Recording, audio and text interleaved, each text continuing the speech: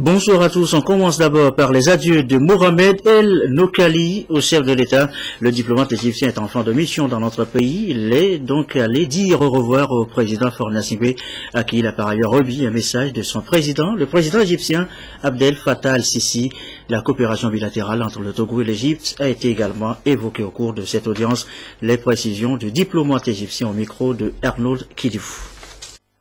Moi, je suis venu, il y a deux objectifs pour la visite. La première, c'est délivrer un message du président égyptien, Fattah el-Sisi, en réponse à la lettre adressée par son Excellence Monsieur le Président concernant les relations bilatérales et les projets communs que les compagnies égyptiennes vont exécuter en Égypte. La deuxième raison, c'est que moi, je suis en fin de mission et je viens pour dire au revoir à Monsieur le Président. Vraiment une très bonne impression, et puis je vois que le Togo est la veille d'un grand décollage et que c'est un pays vraiment qui mérite sa place sous le soleil, et que je crois que les prochaines élections, ils vont porter tout le bien pour le peuple. Ils peuvent vraiment être décollés avec l'inauguration du port, du nouvel aéroport, du corridor de développement. Vous avez tous les moyens pour avoir vraiment un décollage économique spectaculaire.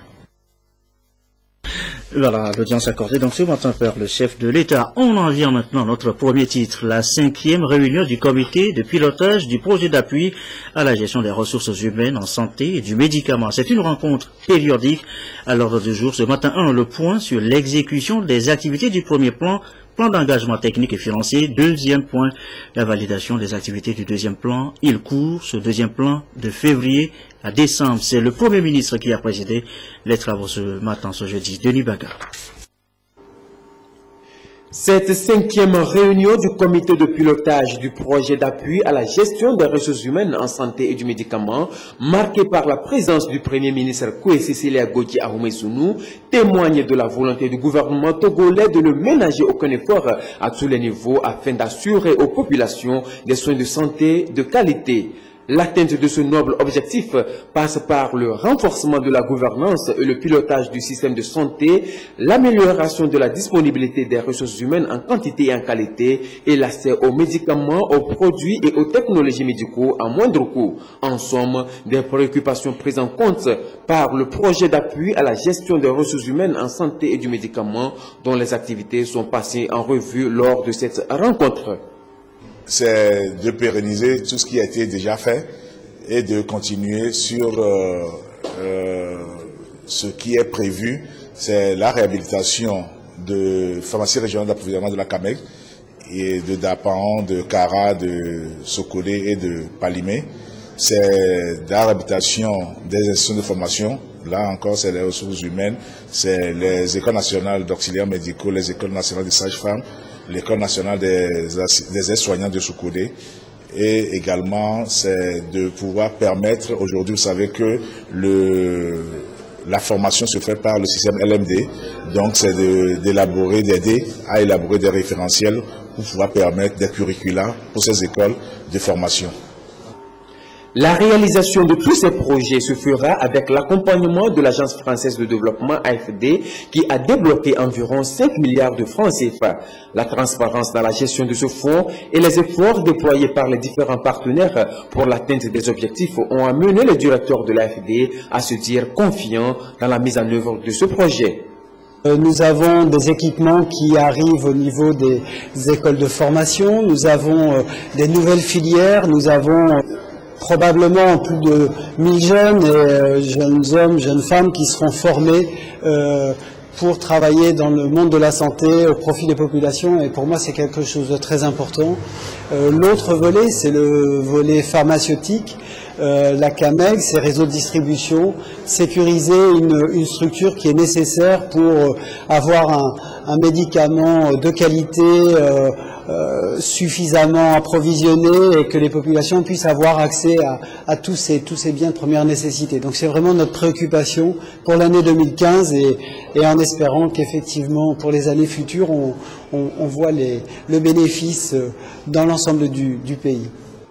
Le projet d'appui à la gestion des ressources humaines en santé et du médicament est déjà réalisé à 60%.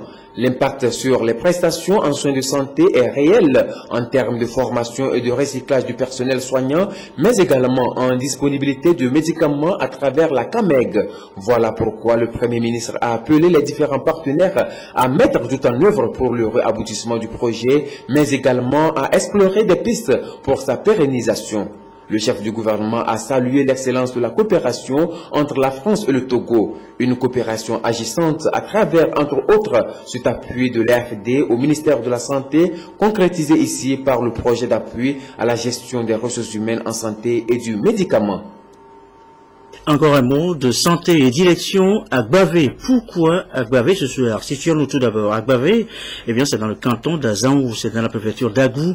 Agbavé, en effet, a vu inaugurer aujourd'hui un dispensaire équipé de presque tout, salle d'accouchement, salle d'analyse, salle de consultation, de réanimation, une pharmacie. C'est un don des États-Unis. La cérémonie, la visite guidée, Éric Djanipo de Nibaga. Plus de 240 millions de francs CFA ont été investis dans la construction de ce dispensaire qui vient répondre aux attentes des populations d'Agbavé dans la préfecture d'Agou en matière de couverture sanitaire. Une réalisation qui s'insère dans le programme d'assistance humanitaire du département de la défense des États-Unis d'Amérique. Un appui salué par les bénéficiaires. C'est un sentiment de joie qui nous anime, surtout en voyant l'ancienne structure qui était un logement d'un directeur d'école qui servait de dispensaire pour les populations. Et en remplacement, ce joyau nous fait vraiment la fierté. Nous allons veiller à ce que le matériel, le bâtiment soit bien entretenu pour les générations actuelles et futures. Ce programme des États-Unis d'Amérique vient améliorer la santé des populations et constitue surtout un soutien aux efforts du gouvernement dans la prise en compte des besoins sanitaires des populations à la base. Les États-Unis d'Amérique travaillent avec le Togo sur plusieurs niveaux. Très beau bâtiment là, c'est clinique, qui va vraiment faciliter les soins médicaux pour plus que 2000 personnes de ce village, dans cette région. Et c'est bien pour moi, l'important maintenant, c'est que ces programmes représentent du peuple américain au peuple togolais un signe de notre gratitude et notre partenariat. Entièrement équipé, ce nouveau dispensaire vient une fois encore traduire la qualité des relations de coopération qui existent entre les États-Unis d'Amérique et le Togo. Autre direction, autre préoccupation, Langabou, dans la préfecture de Blita. Là, la préoccupation, eh bien, c'est la promotion des droits des adolescents à la santé sexuelle. C'est un projet piloté par Plan Togo et ses partenaires. Il est financé à hauteur de 80% par l'Union européenne. C'est un projet lancé par la ministre Lydia Rufaïkou. Et les précisions, la marque Bonjour. Comment contribuer à la jouissance par les adolescents et adolescentes de leurs droits à la santé sexuelle et génésique, notamment le droit à l'information, à l'éducation et à l'accès à des services génésiques de qualité adaptés à leurs besoins. C'est pour y parvenir que l'ONG internationale Plan Togo a élaboré le projet promotion des droits des adolescents à la santé sexuelle et génésique au Togo. Son lancement à Langabou vise à contribuer à la jouissance par les adolescents togolais de leurs droits à la santé sexuelle. Nous voulons faire un travail sur le terrain pour que désormais les hommes de sexe masculin, bien sûr, mettent leur énergie et leur force au service de la protection des adolescentes. Le troisième aspect, c'est la promotion de l'approche grand-mère qui va permettre que les questions de sexualité qui ne sont jamais abordées dans nos communautés deviennent une réalité. On espère bien que ce projet puisse devenir un exemple, un projet pilote pour aussi d'autres régions au Togo. Pourquoi les grossesses précoces sont un problème?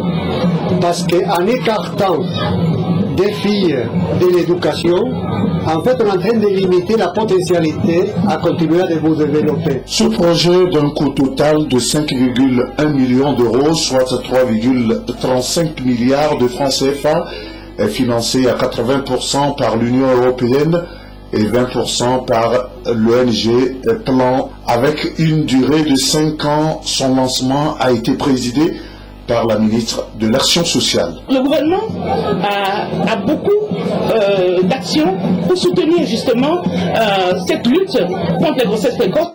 D'autres actions sont dans le domaine de l'éducation ou dans le domaine de la santé.